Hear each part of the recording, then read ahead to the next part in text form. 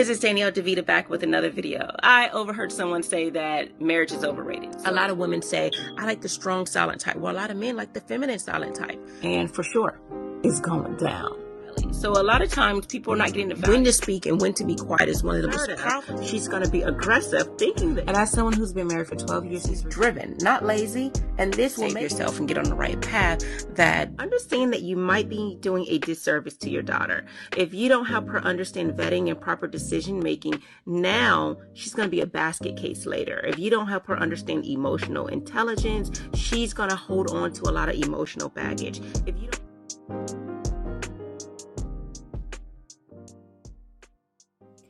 Thank you for tuning in to another quick video with Mrs. Danielle DeVita. So I know we have a live this evening, Tuesday evening at 9:30, but I wanted to put out a quick video because I am going to talk about this on the live. But this video I think is much needed because I think if you're a woman and you're listening, this is a much needed video because we as women have a hard time expressing ourselves, dealing with our emotions. Although we are the more talkative, gender, we sometimes don't effectively communicate. And a lot of times we say, as women, we communicate, but men do not. Actually, there are a lot of things that we do that could be, more cultivated, right? We can work on those things and correct them so they can grow into a beautiful communicative type of relationship. An effective style of communication. So I'm going to go over 4 things that shows that if you are, being passive aggressive in these manners, stop and do something better, especially as we're coming up on the New Year's. A lot of people have New Year's resolution. I believe that you should be the best that you can be every day instead of just waiting to the top of the year. But why not take advantage of this opportunity to make sure you go into the new year being better than you were the year before. And you can start these things now. You don't have to wait till January 1st, but this is something that you can start to transform yourself as the new year begins.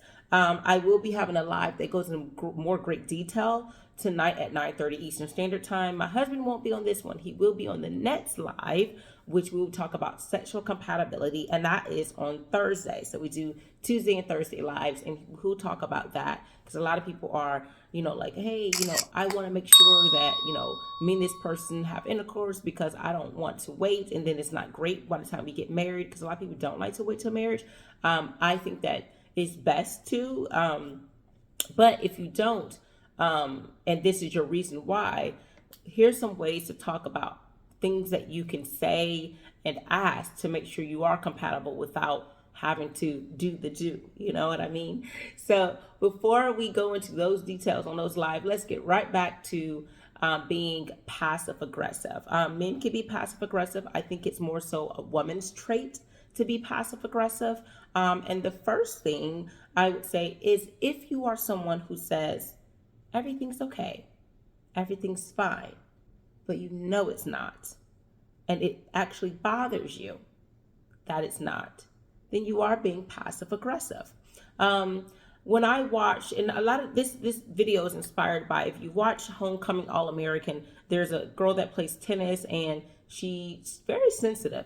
She hurt her shoulder and she just seems like she doesn't properly communicate with her boyfriend. And she says, oh, everything's great, everything's fine. But her actions are saying otherwise, or deep down, she knows something's not fine. So the first thing is, again, you're saying one thing, but in your head, you're thinking something completely different. Because a lot of times, if you notice that what you think comes out your mouth or shows in your actions. So you want to make sure that your actions are consistent with how you're feeling. Because, it's just like when people are talking through their teeth and they're saying all the right words, but you can feel it in your bones that they mean the complete opposite. You don't want to be that person who's considered fake. You want to be genuine and transparent. You want to be someone who's 100, right? When people see you, they know that, okay, this is how she is all the way around, right? And of course, different settings, you may behave a little bit modified, but you want to make sure that if you say you're genuine all the way around. So number 2 is when you say you are okay, but now not only are you thinking it, but your actions are retaliatory. And what I mean by that is you may say everything's great, everything's fine, but you're stumping your feet. You're walking around, you're sucking your teeth, you're ignoring this person. Your actions are actually doing the complete opposite of how you're saying you feel. So you may be in a relationship, or you may be married and not just dating, but you may be married, and your spouse is saying, "Is everything okay?" And you're like, "Yeah, everything's good. You ain't getting none tonight," or da da da da. You don't want to be that person that says one thing and does another. As women, we hold men accountable all the time about being a man of your word. Well, be a woman of your word. If you say one thing, make sure you are actually that, you are what you say you are. And if you're not, let's rectify it. Let's be women, grown women, and properly communicate. So just having words to say doesn't mean you're the best communicator. Doesn't mean you're always right. Knowing how to communicate, especially with the partner that you have, because different styles of communication is needed depending on the person that you're with. So you want to make sure you respond properly to how they prefer communication. Of course, as long as it's a healthy form of communication. If they need time away, give them that time. If they like to talk right away instead of bringing stuff back up later, then do that.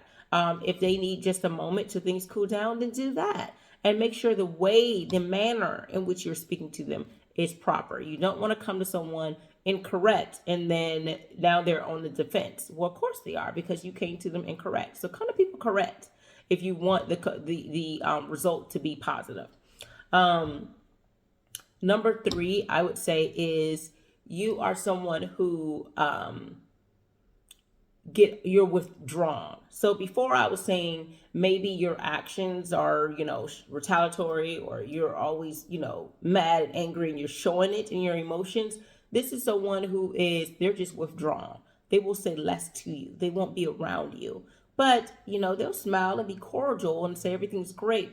That's also passive aggressive. And I understand we've all been there. We've all done it. So no shame in that. But I do believe that if you want effective communication, you have to say what's on your mind, giving people the opportunity to make a change, giving them the opportunity to correct yourself. This is also a form of crossroads. Whenever you are faced with some type of deal breaker or situation that is crossing the line to you, crossing your values or your standards, you bring that to the person's attention so they can change. If they don't change and you've given them grace and opportunity to change, then you guys can go your separate ways. You can end the relationship, or you can just dimmer the relationship. You don't have to necessarily cut people off. And I'm saying, like, if you're friends or family, you don't just cut them off, but you can kind of see them less. Or this person may not be the person that you will continue to date, but you can say, we can be friends, but our form of communication isn't working for me. Right?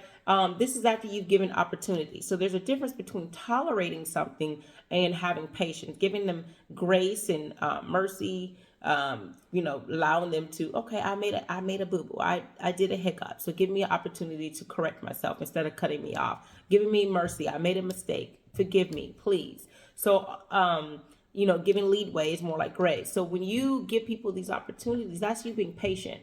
But now when they've crossed those boundaries and you told them and they continue to cross them without being mindful, without having a care in the world, then it moves to the level of tolerance. And we don't want you to we don't want you to tolerate certain behaviors. And again, I apologize for my voice, coming off of a cold, having children.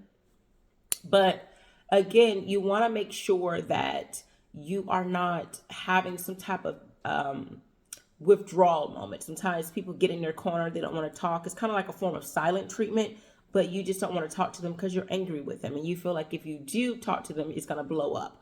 Well, you want to get to a point where you have a conversation. Sometimes you think, oh, there's no hope to have a conversation, so I just don't say anything at all. But it is a form of passive aggressive, because truth be told, when you're feeling one way, it shows in your actions and people can kind of sense it. So you don't want to do that, especially if you're with someone that you say you care about, you say you love. Have proper communication. Talk to them, especially if you say you love them, then you want to get things right. Now, if they're just not trying to listen, then that's a whole nother story, and it's not passive aggressive. That becomes to the point where you have a crossroad and how much access they have to you, access to your life and yours, to allow you to have peace with yourself. And the last thing is, if you're passive aggressive, sometimes people are cordial with you, or you're cordial with them. If you're a person is passive aggressive in this, you're cordial with this person, But when you are around other people, you tend to tell them how horrible or bad this other person is. So now everyone else gets to feel what you feel. Like, oh yeah, they're bad. They're this, they're that. And then you're telling the other person everything is okay. So you got them out there looking like a fool, thinking that everything is good, and now you're helping them create enemies. You're like bringing allies for you, and they're all against this person that you're mad at, that you failed to talk to. You won't talk to them, but now this is you intentionally bringing other people in. Oh yeah, this is what they did. You don't mind talking about the issue. You just won't talk to them about it. So you tell your mama, your daddy, your friend, the person down the street, your neighbor, and everyone knows about this issue but them. And when every time they ask you, you have something you want to say, you want to talk? Oh no, everything's great. Like you never given them the opportunity to talk about it. But you smile in their face, but yet you're talking about them. So you're kind of making sure that you help them create enemies, basically. That is a form of retaliation as well. So instead of you actually acting the aggression out on them, you're acting out, towards them by having them create enemies. So I would really say, or you're doing things to get them, fired or hurt, or, you're causing them grief, and they don't know it's coming from you because you're mad at them. You are retaliating against them because you're mad, but you won't actually confront them. So I will say that if this is you, let's stop these things right now and make a change, because I want you to be the best version of yourself starting today. All right. We'll talk more about this on the live tonight. I have Facebook and YouTube live. If this is your first time watching, please go ahead and subscribe, or you can follow me. All right. So again, thanks so much for tuning in for Mrs. Danielle DeVita. One more thing before we go, I do have a book that's coming out, and it is called Command Respect from the Woman You Want. So I am in the process of getting this book published. So it's done with editing. I'm just through the publishing and formatting stages. Hopefully this doesn't take more than 2 weeks, but it's the holidays, things are slowed down. So I will let you know once that comes out, and then I have other books coming out following right after that, and I'll let you know when those go through publishing. So thank you again for tuning in. Learn more about my content by going to MrsDanielleDeVita.com. Take care. We live in a world where femininity, marriages, family, and courting is no longer valued. We live in hookup culture, situationships, and struggle love. The number one reason women struggle in long-term relationships, number one, femininity, and number two, staying in a relationship or entertaining people longer than the woman should. My name is Danielle DeVita, and I'm a relationship and femininity coach. I've been married for 12 years, and I want to help you get on your feminine journey and vet for the right man today. For more of my content, you can visit MrsDanielleDeVita.com, or you can go to YouTube, Instagram, or my Facebook page. Get on your feminine journey today.